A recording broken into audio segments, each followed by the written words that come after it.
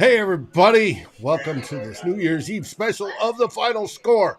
The Giants just scored, making it 22-24. They're going for two, which we should have done last time. And snap the ball, rolls out, 2 points. Game tied, 24-24. Oh, man. Are we going to overtime again? Or can Kirk and the Vikings pull this out in the final 2 minutes? We'll find out. We have, you can hear screaming in the background. That is from Flip's place. He's got family over, and they are watching the game as well. I don't know if they have it live, though. Frustrating. Ooh, just missed. Patrick Peterson just missed deflecting that ball. But it's 24-24. We're about to hit the 2-minute warning. We're at 2:01 on my clock that I'm seeing. They keep showing replays. I'm tired of the replays. Let's do the kickoff and get this thing going. Yes, yes, yes. How are you all feeling today? Is this crazy or not? We didn't want another close game. And this is, what did you think of the first half? Did you like what you saw from the defense? Or did you not like what you saw from the defense? Those things are going to be some of the things we are asking live today. I see 12 people watching, but no comments yet. Feel free. It's kickoff. He's going to blast it over Kenne's head. Kenne's going to get dejected and walk off like he has all game. He's a little frustrated. Got that. Come on, are they going to start the clock at any point in time? The clock should have started off with that kick. We should be in a 2-minute mark, not 2:01. But, unbelievable, unbelievable, unbelievable. This is crazy, absolutely crazy. All right, 2:01, snap to Cousins coming up. The ball's on the 25. Schlotman gets ready to hike it to Cousins in the shotgun.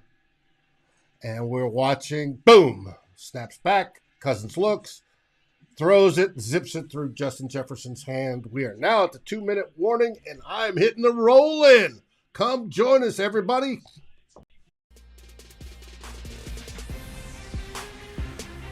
We're inside 2 minutes.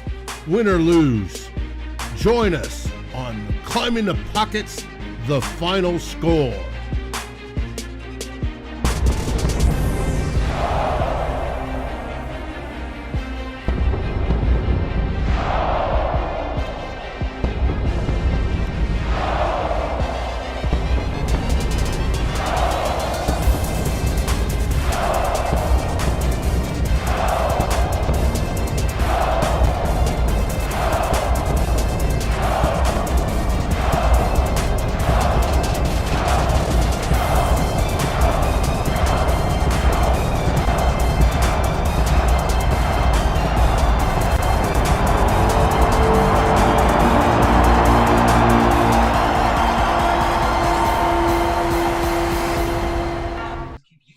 And we're back out of the roll-in. There's commercials on the TV. I need to turn that volume down just a bit. And here we go. As you can see, to your viewers left, we have the great and wonderful Flip Mozzie. Merry Christmas, everyone. It's a heart attack game you knew was going to happen. I'm behind, so I'm not going to say that much. Yes. Hey, I'm here for emotional support. And what you drinking? Little holiday cheer? The Kirk Cousins experience.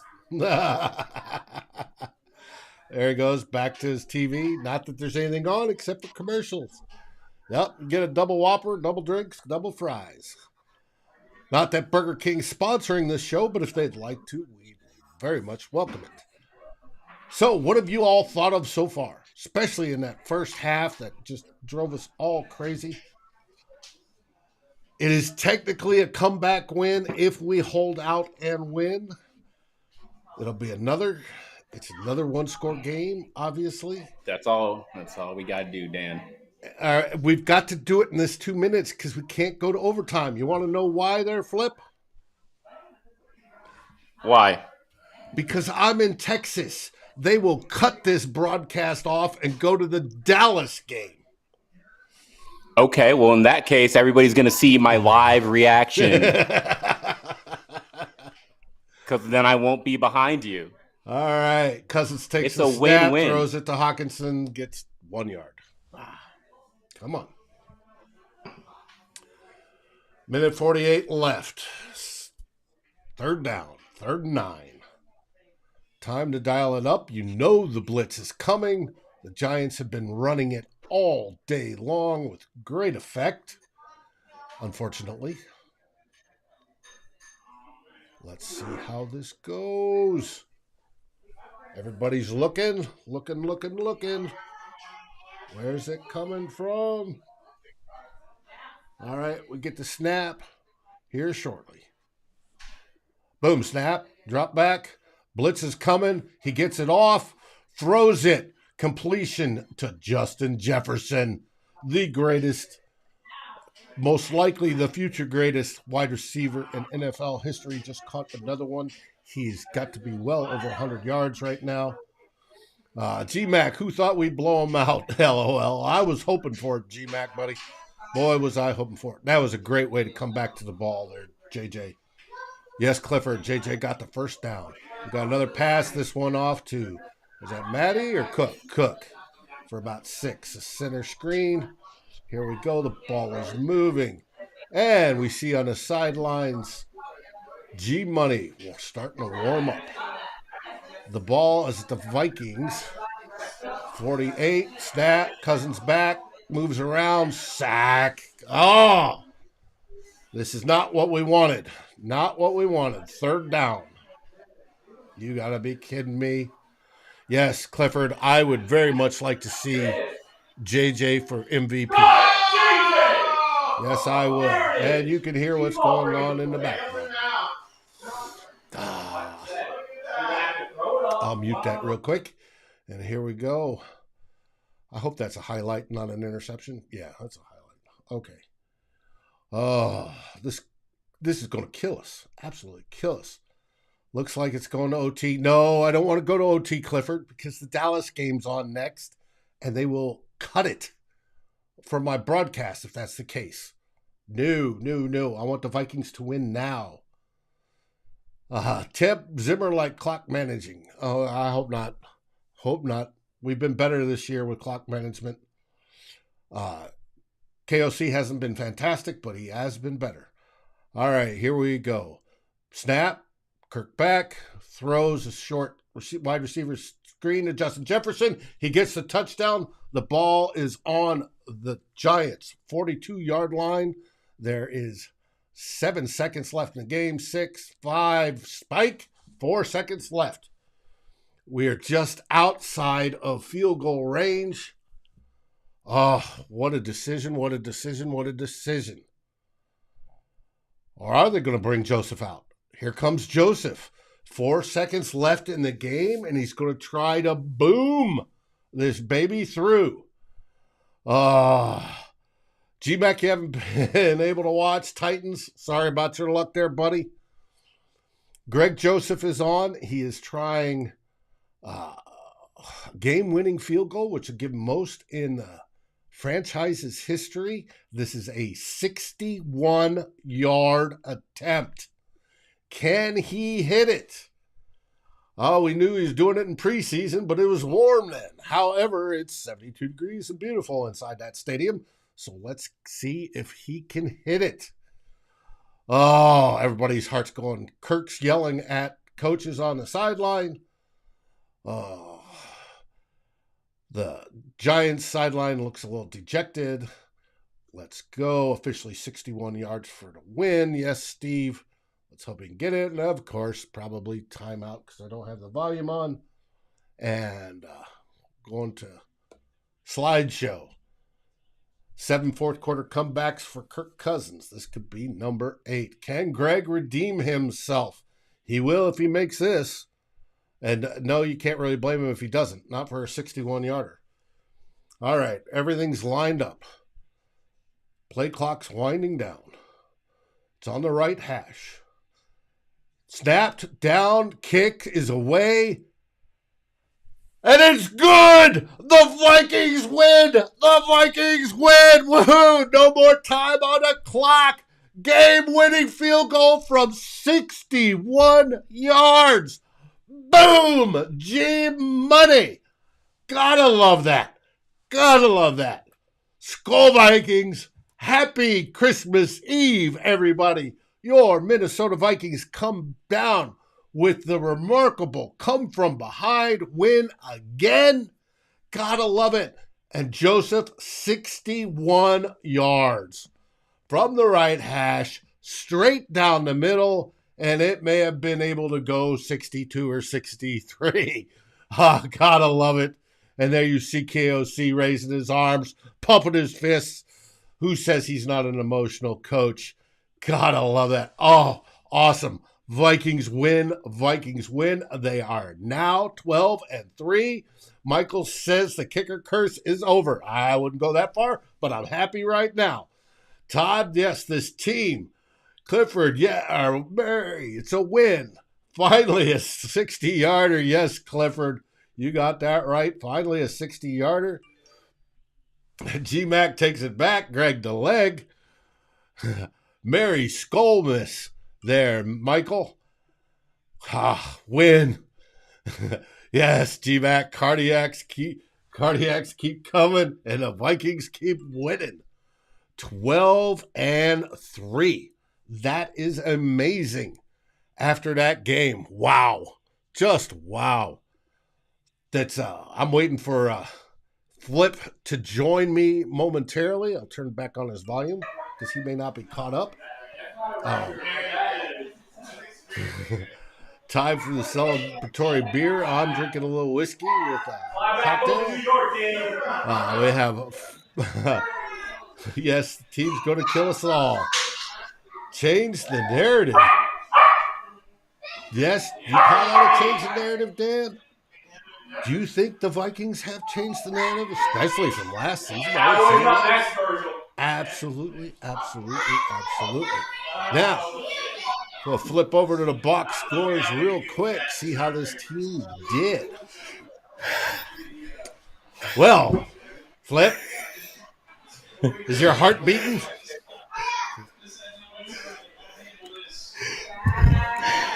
All my Vikings fans, on Christmas Eve, 27-24, G-Mac 72, Clifford, Dan Henneman, Chris Donson, let me get those W's in the chat. Give me those W's in the chat if you're with us on Christmas Eve after that routine Minnesota Vikings win. It's the winner Whiteout, 27-24. Justin Jefferson making it happen late. Key block punt, key interception, gritty game by the defense. Wow, y'all. Here we go again. We go again. Another Festivus miracle. 12-3. I love that one, G-Mac. It was something. Vikings had a grand total of 353 yards versus the Giants 445. Didn't see that one coming. But the defense was the defense, unfortunately, and we know how that goes this year. It was a heart-stopping game. I knew it was going to happen this way when we didn't come out in the first half the way we normally liked. It is just too close, and we knew we were going to have another close game. It drives us crazy, but it makes for a Merry Christmas. A 61-yard field goal from the kicker that we just don't trust. Mm-hmm. They weren't even going to send him out on that field to make that kick. The guy's 5 for 9 from 50+ this year. He's now 6 for 10, but they didn't have a choice. 4 seconds left in the game. If he misses, it's going to overtime, but he didn't miss. So it's the 12th win of the season. I'm going to keep on saying that number. 12 wins, the 12th day of Christmas. Let's go, Skol Vikes. Yeah, Skol Vikings. Is it still wrong? Ryan saying, is it still wrong? Did I expect things not to go well when we're trying to make a field? No, it's not wrong, Ryan. No, it's ingrained in us. That is normal. That is the Vikings. Clifford likes the whiteout. Do you think they should do the whiteout again next year? Last time we did, we wore all white. We lost to the Eagles pretty emphatically. That was an away game, if I remember. But home game, the Minnesota Vikings need to wear purple. I'm not about the whiteout. I do like the look, but I think it's a road look. Just wear your purple. I like that primetime purple look. I even like it when they go all purple, like they did against the playoffs in the Saints a couple years ago. We are the comeback kings, no matter what we're wearing. I will say you do look good in that white right now, Dave, with that Santa hat on. Brand new shirt. Had to buy it because I had no white shirts, and it goes well with the hat. So it's we've got our Christmas Eve wish for today. Vikings win. Now I've got to uncomfortably cheer for, I think, Dallas, because it gives us the better chance to get that 1 seed. Let's see what happens then. But let's go through some of the numbers of the game. No, we got highlights. All right, let's start with highlights. What's your highlight? 61-yarder, baby. We haven't seen that in forever. Gotta love it. To win the game, he gets iced and then nails it. That is definitely a highlight of the game. Yeah, he hasn't missed a kick in 2 weeks now. Maybe since week 8, he has not missed a kick. No, that can't be right. Can't be right. I want to say it's week 8. He hasn't missed field goal. Week 10, he hasn't missed an extra point. He hasn't missed an extra point since week 10. I think that's what I got here. I even got the slide. I don't trust the guy. No. My highlight, a part of me wants to give it to TJ Hawkinson after that early drop. Very concerned about his hands, but he came back, had a big day. I think it was 10 catches, 99 yards. I'm sorry, Ryan, if you think I'm jinxing Greg Joseph, but you didn't think he was making that kick either. TJ Hawkinson had a great bounce back game. 5 game-winning field goals for Greg Joseph. I love that stat. Thank you for throwing it out there in the comments. I do want to give a shout out to just all the Purple faithful who had to, I've been saying it all year. Y'all had to watch this game with your family all around, looking at you, staring at you. I had my little, wondering what's wrong with you. Nieces and nephews trying to steal the football from me. I'm like, you can hold the ball if we win this game, if you're cheering for the Vikings. So we got rooms full of Vikings fans who just saw a thrilling game on Christmas Eve. I hope y'all get to enjoy family, friends, and loved ones. Greg Joseph, let's go. Let's see if this pops up in the right spot. But there you go. Greg Joseph's coming into this game. 11. Hasn't missed a PAT since week 10. Hasn't missed a field goal since week 8. Wow. I stand corrected. Y'all are right. Y'all are smarter than me. Need to get some of these fans up on the show. Yes, we do. I'm just here drinking whiskey now. Any lowlights of the game? Oh, it's hard to say at first. I didn't see the Kirk Cousins stat line. The Kirk Cousins experience is very difficult at times. I know he didn't get credited with any interceptions. They both got called back, but those were both terrible throws. And the pocket presence, watching that young number 8 in blue move around the pocket, scramble compared to our number 8 in white, who just freezes there. It's like he doesn't even expect the pressure to come. And then all of a sudden it's there, it's on him. I just wish he had a little bit more mobility and the accuracy. I mean, definitely a step down from the last 2 weeks, Mm-hmm. but overall, I think Kirk was not happy with his performance through 3 quarters today. Right. And a lot of people are going to say the defense, but I thought the defense just gritted and grinded when the offense wasn't doing much today. Now, Kirk was off on some throws. His final stats were 34 for 48, 299 yards, 3 touchdowns. He took 4 sacks. They were blitzing, obviously, all day long. He could have escaped 2 of them. That's just my personal opinion. Martindale had the pressure coming. The defense, at least in that not the first drive, but in that middle portion of the game, looked like the same old defense. They did have a couple extra blitzes, which helped. They got 1 3 and out because they blitzed twice in a row. Coverage is still not great. Wish it was better. But they did grit some of the stuff out, and they held them to 24 points, which is way too many points. You would want at least 17. So I'm not liking either, but they stuck to it, and they pulled this game out again. And there is something to that. There's something about the confidence it builds, something about the belief in themselves that even if they get down or don't play perfectly, they can win and pull out these games. This was against a playoff quality team. The Giants should make the playoffs. Now, it was a little close for comfort, way too little close for comfort, but they pulled it out. And it shows the importance of getting at least the 2 seed, holding on to that. If not, hopefully hoping for the Eagles to implode and we can grab the 1, because the more games we play at home in U.S. Bank Stadium, the better. And it does well. And this ends up the 9 home games. Kevin O'Connell finishes 8-1 at home in his first season. Not bad. Not bad at all. 8 and heart attack at home. We don't need to repeat our defense argument. I think my expectations are so low, even against Daniel Jones. If you remember Andy Dalton going off against this Jeep defense, Mike White, Cameron Dantzler is injured. He's out. We lost all those players in the secondary. I look at the situations. I look at the players.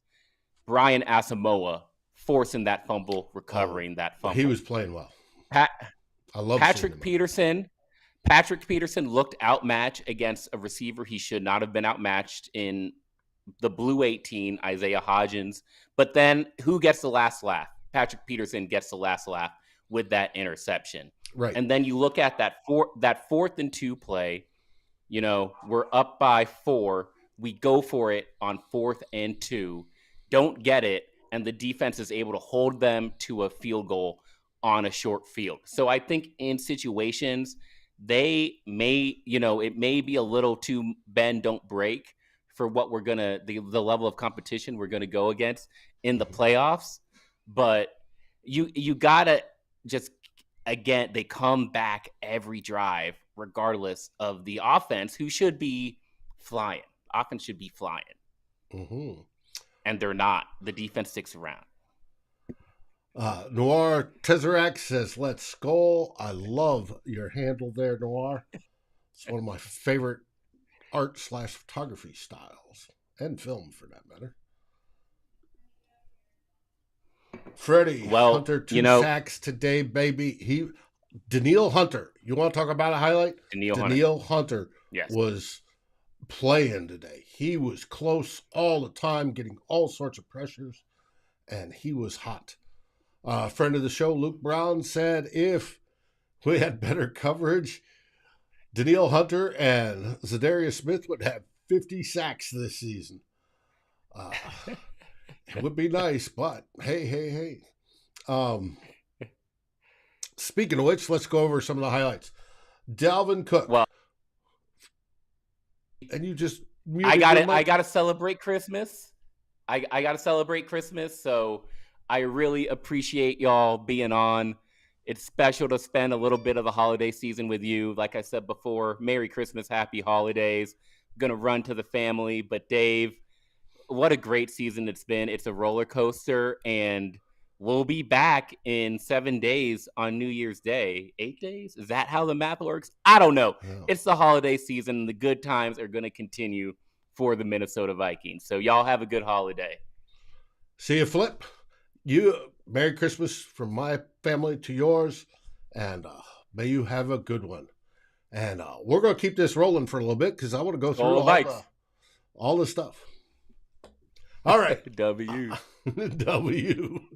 All right, I'm back, and we'll go through the stats real quick. Dalvin Cook was 14 carries for 64 yards. Not bad. Alexander Madison, 4 for 17 in the running game. JJ had 12 receptions for 133 yards. He has set a new Vikings record. TJ Hawkinson had his biggest day of the year so far with 13 receptions, 109 yards, and 2 touchdowns for TJ. KJ had 3 for 17. Johnny Mutt had 1. Dalvin 3. Adam Thielen had 1 for 6, and that was like 10 seconds into the game. And then CJ Ham even got 1. So everybody got a reception. It was like a reception for you, a reception for me. Let's pass them around. Brian Asamoah had 1 fumble. Brian Asamoah, I thought, played well. Eric Kendricks led the team in tackles with 10. Jordan Hicks tied with 10. Duke Shelley with 9. You've got to give it to the Duke. He played well. I think that I saw it was only like one play all day that I noticed he was out of position. That was it. And he was making key play after key play after key play. And we're going to go back because we've got another guest. Perfect timing as usual. And let me move this out of the way real quick. Pick the camera. There we go. The real Forno, Tyler Fornes, joins us after this game. What did you think, buddy? Dave, I apologize. I don't have much time. I got a lot of stuff happening behind me, but let me tell you, this game was one that the Vikings will look back at and realize there's a lot of missed opportunities. There were times in this game where they could have really put the Giants away. And I was very disappointed in how Ed Donatel finished this game, Dave, because the first half he was cooking. He was doing a lot of different things. He was being creative. And then in the second half, where was that? It felt like they were back to their normal quarters, quarter, half, cover 2 defense, something that is commonly referred to as shell. And they were getting stuff consistently in the middle of the field. There's a reason why Patrick Peterson was beat on that double move by Isaiah Hodgins, because they weren't protecting the middle of the field, and they kept running those kind of routes, and it baited him. It makes some sense. What's really frustrating to me is there was no consistency from the defensive play calling. The players came through in the clutch. Brian Asamoah, tremendous job getting that strip and fumble recovery. That Josh Metellus blocked punt was huge. I know it didn't necessarily mean anything because the game ended up tied. Then how about Greg Joseph? We've been burying him all season for some of these plays, and he kicks a 61-yarder to win it. That was fantastic. Kirk Cousins' pocket presence was absolutely abysmal today. He had no sense of an internal clock. He did not understand what was going on around him. And when the pressure caved in on him, he didn't try to escape. He just kind of like, okay, come hit me. And it was honestly, it was one of the worst games Cousins has played so far this season, and we got a win, which is not something we could have said in previous years. We're going to have a lot more, Dave. I want to hear from you before I end up going. We're going to hear a lot more about this game on Monday when I have a chance to really dive into the numbers and dive into some of the little nuances, because my brain has just been going because I got to leave for Christmas dinner in about 10 minutes. But this was a game that was well worth the price of admission. And there is my wife celebrating in the background. It was really good, Dave. What were your overall thoughts before I have to take off for the afternoon? It was crazy. I'm glad we pulled it out. It was frustrating. I was chatting with Mary during the whole game, and it was good. It's driving us crazy. The defense drove me crazy at times, and then Kirk was thrown off at times, and then there was, just things didn't work perfectly like they've had before. But we pulled it out, and G Money coming in there at the end, electing to go for that long field goal. I thought that was brilliant. I should have thought the Vikings should have gone for 2 when they scored that last touchdown, but they didn't. And but it works. It's another comeback. Chalk up another win for the Minnesota Vikings. And we're going to talk, Dave. We're going to talk about that not going for 2 aspect. I was not happy. If you go for 2, guess what? It's a 2-score game with 3 minutes left. If you miss it, all they have to do is hit an extra point, which in today's day and age is not automatic. What you did was give them an opportunity to win or tie it with 1 score. And I was very disappointed with that. Kevin O'Connell's clock management was some of the worst I've seen in a while, both the end of the first half and at the end of the game there.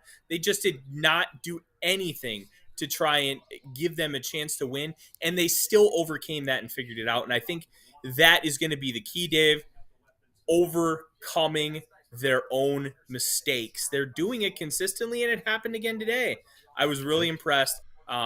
Guys, thank you very much for joining. Dave, thank you for letting me join for at least a couple minutes today. I wish you all a Merry Christmas, Happy Hanukkah, or if you don't celebrate anything that, I hope your Sunday kicks ass. Hey, or a Happy Festivus. Anyways, Dang I right, want to wish Happy you guys, Festivus. your family, a Merry Christmas from me and mine, and you have a great meal. I'm looking forward to getting some cookies here momentarily because Katie baked some fresh cookies. So, with that, we're going to wrap this up. Tyler and I will talk on Monday on the Real Forno show at our normal time, 6 p.m. Until then, everybody have a great holiday. Stay safe, stay warm, enjoy family, friends, and some good food and beverages, and know that you are loved by Climbing the Pocket. Yes, sir. What do we say?